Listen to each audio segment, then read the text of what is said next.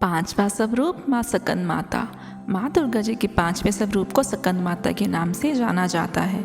ये भगवान सकंद कुमार कार्तिकेय के नाम से भी जाने जाते हैं। ये प्रसिद्ध देवासुर संग्राम में देवताओं के सेनापति बने थे। पुराणों में इन्हें कुमार कार्तिकेय और शक्तिधर कहकर इनकी महिमा का वर्णन किया गया है। इनका वाहन मयूर है, अतः इन्हें मयूर वाहन के नाम से भी अभिहित किया गया है। इन्हीं भगवान सकंद माता होने के कारण माँ दुर्गा जी के इस पांचवें स्वरूप को सकंद माता के नाम से जाना जाता है।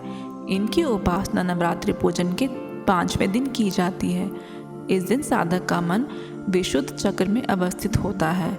इनके विग्रह में भगवान सकंद जी बाल रूप में इनकी गोद में बैठे होते हैं। सकंद माता स्वरूपिणी देवी की 4 भुजाएं हैं। ये दाहिने तरफ की ऊपरी वाली भुजा से भगवान सकंद जी को गोद में पकड़े हुए हैं और दाहिने तरफ की नीचे वाली भुजा जो ऊपर की ओर उठी हुई है उसमें कमल पुष्प लिए हुए हैं। बाईं तरफ की ऊपरी वाली भुजा वर मुद्रा में और नीचे वाली भुजा जो ऊपर की ओर उठी हुई है उसमें कमल पुष्प लिए हुए हैं। इनका वर्ण पूर्णतः शुभ्र है।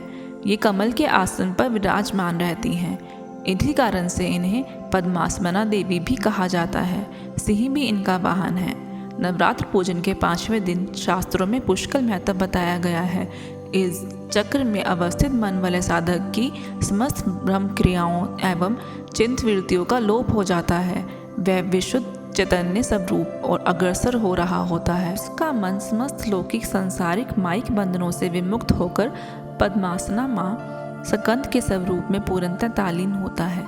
इस समय साधक को पूर्ण सावधानी के साथ उपासना की ओर अग्रसर होना चाहिए। उसे अपनी समस्त ध्यान वृत्तियों को एकाग्र रखते हुए साधना के पथ पर आगे बढ़ना चाहिए।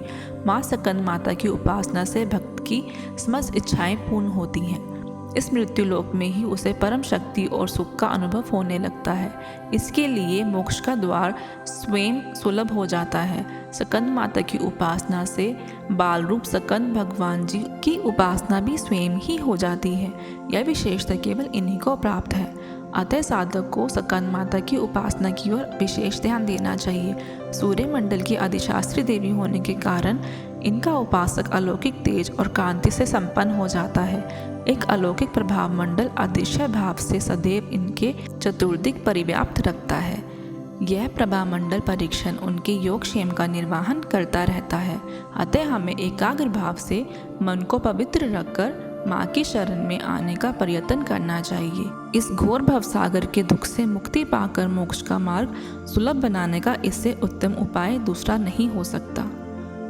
बोलो माँ सकंद माता की जय।